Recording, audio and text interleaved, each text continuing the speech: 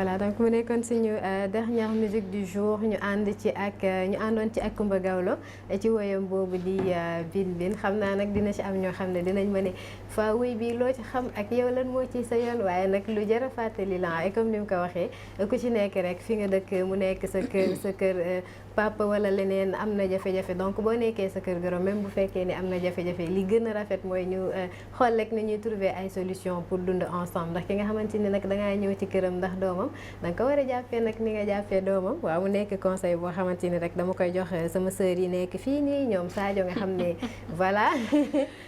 dama leen war a yóbbu ñu sëy daal donc comme ni ma ko waxee tout à l'heure tey c'est mardi on va parler un peu environnement impact bi nga xamante ni peut-être yenn zones inondées yi dañ koy am sur la population sur la santé de la population et vu que juriste la ñuy dalal en même temps environnementaliste mu ñëw ak ñun tuuti rek ci li nga xamante ni moom mooy loi yi fii jot a am wala loi yi nga xamante ni ñoom ñooy régir yenn aspects yi dem ci environnement donc dina ci gën a yaatal mais damay bàyyi Sadio tey Sadio laay bàyyi mu daal di dalal suñu ganu bés bi di Madiop Diop comme ni ko Ali waxee léegi maire Grand Yoff mais du boobu bi environnementaliste la waaw environnementaliste la. voilà Sadio depuis Saint-Louis d'accord donc Sadio. dalal suñu gan tey. Madiop Diop juriste environnementaliste. ñu ngi lay dalal ak jàmm fii si suñu Label TV suñu matinal. maa ngi leen di fay di leen sant di leen gërëm di rafetlu bu baax a baax jotaay bi di wax ni jotaay yi dafa baax parce que day permettre nit ñi ñu mën a discuter sur des problèmes de l'heure sur les problèmes qui gangrènent la société parce que dafa am benn bindkat bu mag bu ñu doon wax Edgar Morin mu koy wax à propos du débat mu ni cette nouvelle humanité qui est en train de naître doit être une humanité de débat. Cela peut paraître très fatigant mais très passionnant, c'est la source de la vie. Fin de citation. C'est le débat qui rythme notre quotidien donc il faut que genre jotaay yi muy am. jërëjëf. genre de débat de discussion. toujours même lancé boobu noonu te naka ngeen jàngatee problème mu Sénégal fii nii ak ndox bi. problème mu Sénégal ak ndox bi boo xoolee dafa am plusieurs causes yi nga xamante ne mooy wane situation bi am nii. parce que la pluie c'est un phénomène naturel. mais bu nekkee phénomène naturel il faut que mu am ay ajustements yi nga xamante ni nos pouvoirs publics ñoo mën a teg un dispositif réglementaire un dispositif d'aménagement buy permettre ndox mi bu ñëwee ñu mën ko évacuer de la plus belle des manières. mais boo xoolee lu ci ëpp les changements climatiques aussi joué na ci sur atténuation parce que boo xoolee ci conséquences changement climatique yi dañ lay wax ni la modification du régime des précipitations c'est-à-dire précipitation et régime des précipitations ni mu doon normalé léegi normalé tu ko parce que dafa am accélération bu am ci niveau de dégradation de l'environnement lié à l'émission des gaz à effet de serre ak causes yi nga xamante ni ñëpp xam nañ ko mais quoi qu'il en soit il faudrait que les établissements les pouvoirs publics ñu mettre en place des stratégies permettant ñu atténuer souffrance su population bi. D'accord. Oui parce que dañuy gis comme ni ko Sadio waxee fépp ci réew mi ñu ngi ci ay mënd c'est le cas à Touba. Saint-Louis bi nga dëkk. Dakar tamit kenn waxatu ko quartier yu bëri nekk sous les eaux. te moonte day ñoom nguur gi nee nañ depuis 2012 ak léegi teg nañ ci benn plan tuddee ko plan décennal. ñi naan ay 700 milliards ñi naan 400 milliards. mais jusqu'à présent askan wi dañuy sonn at bu jot. ci lii di mënd yi. et en tant que environnementaliste boo amoon peut-être loo xamante ni mën nga ko suggérer nguur gi. de ce fait ñu régler une bonne fois pour toutes. ce problème des inondations lan la. boo gisee ci problème inondation yi lu tax muy persister di ñëwaat parce que ñun amuñu habitude def planification au niveau des zones urbaines planification bi mooy lan bu fekkee dañuy créer ville wala bu fekkee dañuy def ay habitation il faut que ñu am benn dispositif bi nga xamante ne mettre nañ ko en place ndox mi bu ñëwee mu mënti dem mais léegi fi ndox war a jaar la nit ñëpp dëkk aussi loolu li koy justifier aussi mooy urbanisation bi lu koy justifier aussi mooy boom démographique bi parce que bu ñu jëlee Dakar comparé aux autres villes doy na waar boo jëlee Touba gi ngay wax aussi Touba am na croissance démographique boo jëlee Saint-Louis aussi am na croissance démographique donc fi nga xam te ne population bi dafa yokk ñu construire ay yeneen agglomération yu ko wër naturellement bu fekkee amul plan d'aménagement bu rationnel fekkee amul plan d'aménagement bu respecter les normes de l'environnement naturellement problème bi day gën a ñëw même booy injecter ay 1000 milliards day gën a ñëw il faut que mu am benn étude bu sérieuse bi mooy ñu appeler personnes yi nga xamante ni seen xam-xam màcc na ci wàllum environnement seen xam-xam màcc na ci wàllum aménagement ñu discuter trouver benn plan stratégique bi nga xamante ni mooy permettre heure bu ndox ñëwee mu mënti dem parce que lii di environnement lii di aménagement lii di foncier lii di urbanisation dafa mel ne système quoi. Système c'est un ensemble d'éléments dont la modification des uns va entraîner inexorablement la modification des autres c'est-à-dire benn maillon ci système bi bu amee faille rek système bi yëpp day répercuter loolu nag moo dal ci problème bu gestion inondation bi. mais gis nañu hormis Touba Dakar am na ay géej Saint-Louis aussi am na géej am na dex pourquoi pas mu ñu teg jéem a def en sorte que canalisation la ñuy defar yu baax bu taw jotee ndox mi dugg ci canalisation yi dem donc c'est quoi le problème. waaw problème bi foofu la moom laa lay wax léegi planification parce que dañu bëgg créer bu problème amee rek ñu bëgg créer des solutions yi nga xam ne jooni la du nekk à long terme te solution bu nekkul à long terme parfois day poser problème da ngay ñëwaat déwén ñu waxaat la inondation aussi dafa am benn problème comme li may wax léegi urbanisation bi nit ñi dëkk noonu ba fi nga xamante ni ndox dafa war a jaar fi nga xamante ni des zones yi nga xamante ni nit waru fu mën dëkk ci yoon parce que dëkk bu ñu defee plan d'aménagement am na ay espace public am na ay espace yi nga xamante ni nit ñi war nañ fa mën a nekk di féexlu des fois tout yi sax da koy firnde waxi naan zone de captage waaw boo déggee connotation yi nga xam ne yooyu dëkkul ndox la. effectivement genre zone yooyu noonu même bu fekkee dañ leen fa delloo mais amuñu pexe mais dañ leen fa delloo mais naturellement problème bi day gën a ñëwaat parce que da ngay gis ñu delloo leen fa mais zone yooyu ñooy gën a subir inondation loolu nag mooy problème suñu réew yi nous sommes des pays en voie de développement connotation boobu pays émergent bon émergence bi beneen entre guillemets la waaw mais après da ngay gis ni bu nu si sur les politiques de mise en œuvre day poser énormément de problèmes. D'accord. Voilà. Mais côté population sànq yaa ngi wax côté état bi côté implication ñi nekk ci secteur bi mais en tant qu'environnementaliste lan moo war a nekk quand même position wu population bi parce que bu tawee ba pare la plupart zone yi moom mooy inondé d'accord mais am na si ñoo xamante ni ñoom ñoo si yokku seen i yi fi bopp ñii ubbi seen rigole yi fii ñii ubbi yenn canalisation yi ndox bi di génn en fait da ngay gis ni bu taw bi jeexee ndoxu taw bi day dem mais ndox foo si day des ba tey est-ce que population bi tamit amuñu benn assise wala benn position bu ñu war a mën a taxawee ñoom pour commencer sàmm li nga xamante ni mooy suñu environnement tamit. am na benn principe mooy principe de double responsabilité mooy population bi soit am na responsabilité c'est-à-dire la responsabilité individuelle de chacun ku si nekk yow li la war ak askan bi nga def ko li la war ak sa dëkkandoo nga def ko beneen responsabilité bi mooy la responsabilité étatique mooy comme li ma waxoon si dès l'entame de mes propos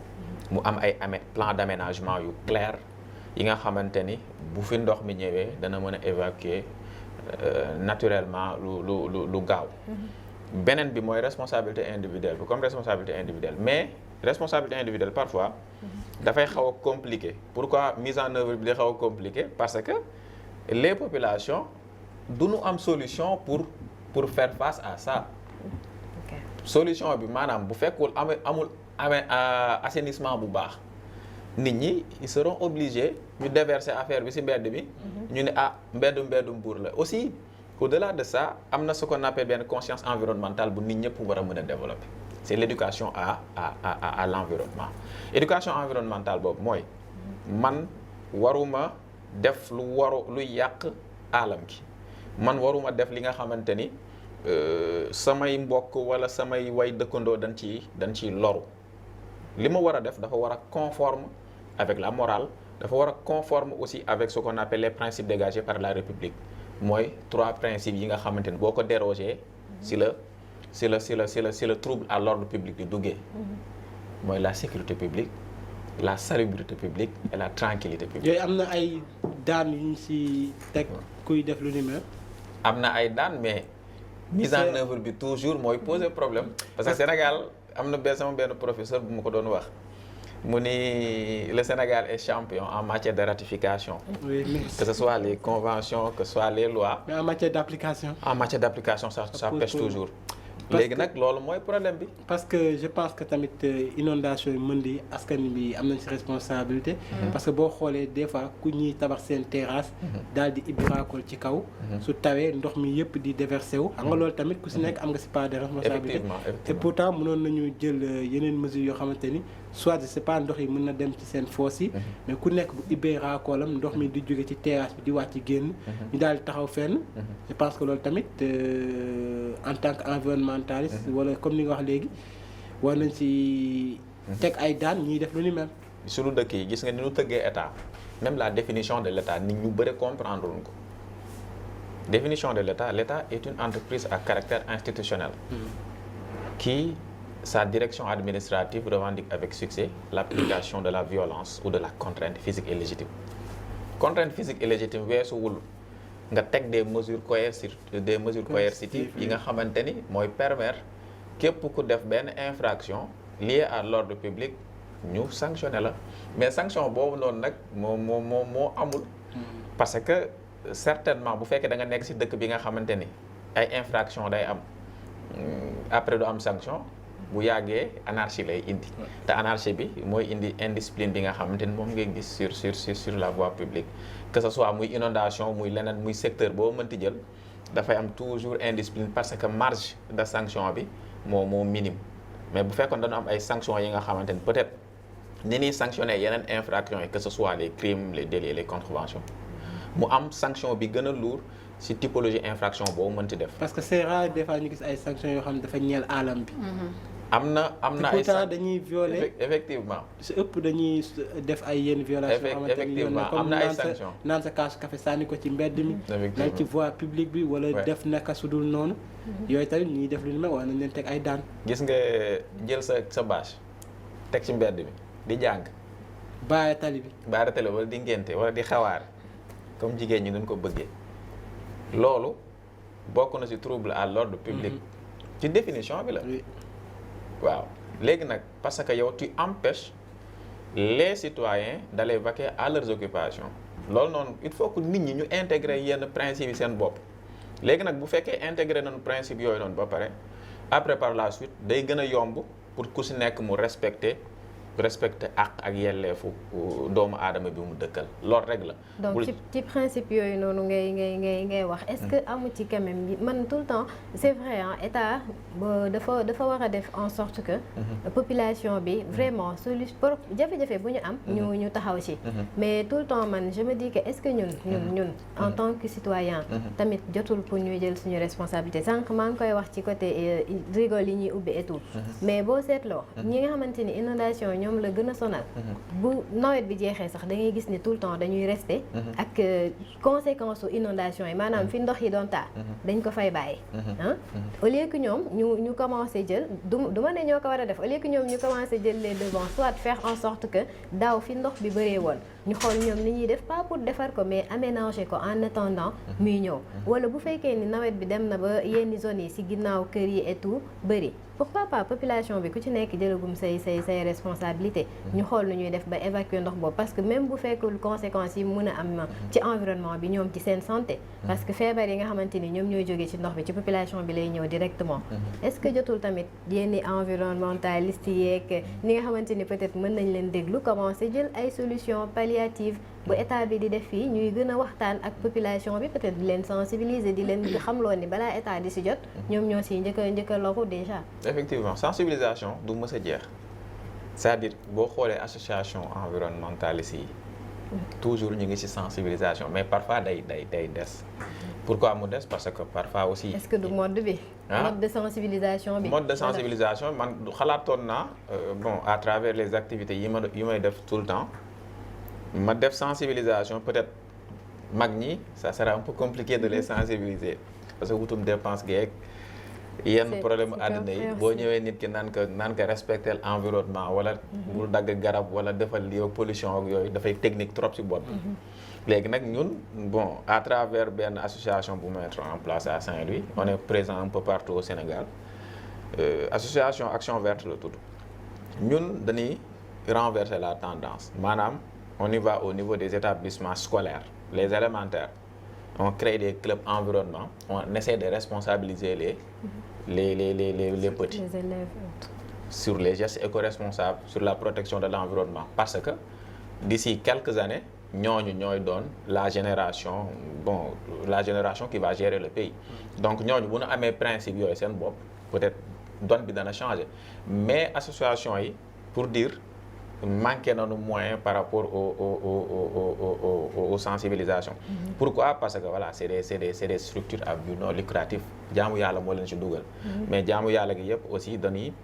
def li nga xamante ne seen mën-mën la seen limite foofu la yem. mais nag après les pouvoirs publics wala les autres structures ñoo leen gën a war a mën a jàppale pour ñu mën a atteindre seen ay objectifs parce que état donc mënul def rôle sensibilisation. Sadio voilà Madiop gis nañu que bu fekkee état bi si biir gis nañ ñu jàlloon fële ci Paris ndox boobu duggoon si biir métro bi et récemment aujourd'hui si journal Vox Pop ñu ngi naan ñu am na risque yoo xam ne lii di fleuve Sénégal Gambie daal di déborder alors loolu bu dañ ko teg si réchauffement climatique changement climatique yow en tant que environnementaliste noo ko jàngatee Sénégal fii am nañ inondation c'est vrai mais quand même ñu bëri nee nañ si conséquence changement climatique yooyu la bokk malgré que ñu ngi fekkoon ne fi inondation bu yàgg noo jàngatee loolu noonu. effectivement conséquence changement climatique wax naa ko sànq nee naa ko modification du régime de précipitation aussi augmentation du niveau des mers fonte des glaciers mooy indi augmentation du niveau des mers mais loolu yëpp circule c'est-à-dire gaz à effet de serre bi mooy augmenter la température au niveau de la surface terrestre bu augmenter température boobu noonu c'est-à-dire fonte des glaciers qui sont au niveau de l'Antarctique ñooñu noonu il représente une part importante au niveau des ressources hydriques léegi nag ñooñu bu fondre rek augmentation du niveau des mers day am bu augmentation du niveau des mers day récupérer ay terres bu récupérer ay terres il y aura forcément des villes qui seront sous les eaux inondation day am exemple bu nu mën a jël ci Sénégal am na benn village bu nekk Saint-Louis bu tudd Dun Baba Dieye village bi ndox mi yëpp da ko yóbbu ñooñu dañu mujj déplacé wu dem defi ci leneen. pourquoi parce que si conséquences yi la bokk. am na conséquence c'est vrai mais tey noo leen jàngatee surtout fleuve Sénégal Gambie noonu Gambie boobu noonu bu débordé la ma war a nekk lu du conséquence surtout côté Kédougou côté yooyu noonu nekk si wetu fleuve boobu noonu. bu débordé normalement dana am conséquence sur l'agriculture sur les activités humaines benn c'est-à-dire sur l'agriculture normalement ñun on est une population parfois rurale. on vit de l'agriculture te l'agriculture bi ñuy dund amul yenn moyens yi pour mën a def exploitation bi donc bu fekkee dex gi dafa bàyyi yoonam dugg ci les habitations dugg ci les exploitations agricoles ça posera énormément de problèmes parce que problème bi mooy lan problème de subsistance après ngay am problème de subsistance mooy matière première yi nga xamante ni ñun moom la ñuy soxla pour mën a dund dana devenir excessivement rare dana nekk aussi excessivement cher léegi nag loolu day jouer ça ci économie bi. parce que l'avancée de la mer aussi mu ngi commencer depuis at yu bëri ñu ngi koy wax. mais dafa mel ni mbir mi dafay gën a wulee ñaar y a aucune solution. ku moytul tamit ko wax nga ko léegi Dun Baba Dieye am na yeneen gox yoo xam ne ku moytul ndox mi dina ko nangu. dina ko nangu parce que dafa mel ne ñun Afrique li may faral di wax chaque instant ñun Afrique on ne pollue pas énormément parce que on n'a pas de grandes industries quoi. pourtant mu ngi ñëw de. on ne pollue pas mais ñun ñooy subir pollution. on ne pollue pas mais ñun ñooy subir. léegi nag boo gisee loolu am na boo gisee la conférence des Nations Unies sur les changements climatiques. ñoom ils ont proposé de créer ce qu'on appelle un fonds vert. fonds vert bi mooy lan c'est pour lutter contre les changements climatiques léegi nag naturellement fonds vert boobu noonu détournement d'objectifs parfois day am. pour ñu mën a créer des solutions pour avoir des sociétés résilientes face au changement climatique parce que léegi résilience la ñuy wax ak adaptation parce que les changements climatiques sont devenus une réalité il faut nga am des sociétés résilientes pour faire face au changement climatique. Voilà donc voilà waxtu bi mu ngi ñuy daban donc en tant que juriste man dama bëggoon ñu gënoon a ñëw ci li nga xamante ni rek moom mooy loi yooyu nan la ñuy def pour mu mën a applicable d'ici quelque temps parce que li nekk cause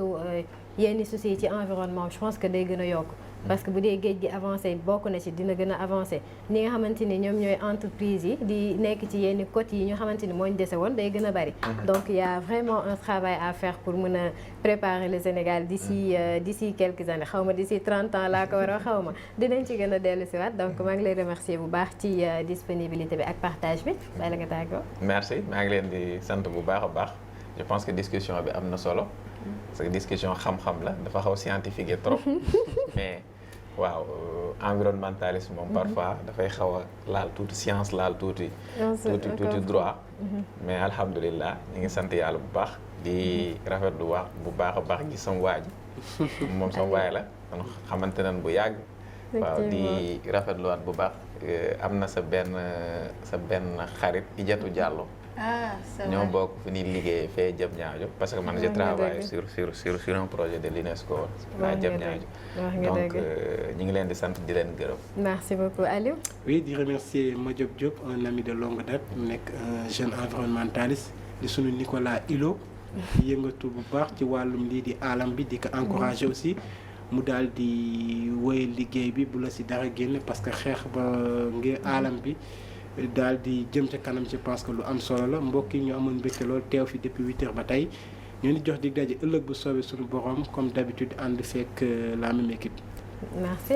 Sadio. alors Madiop Diop juriste environnementaliste bien sûr ñu lay remercier si leeral yi nga indi fii nii maa ngi remercier waa Saint-Valentin ak waa Poussin ñu nekk si plateau bi tey di remercier aussi képp koo xam ne ñi seetaan fii nii suñu Label TV di leen jox fii nag information yu wër aussi en mode divertissement yenn saay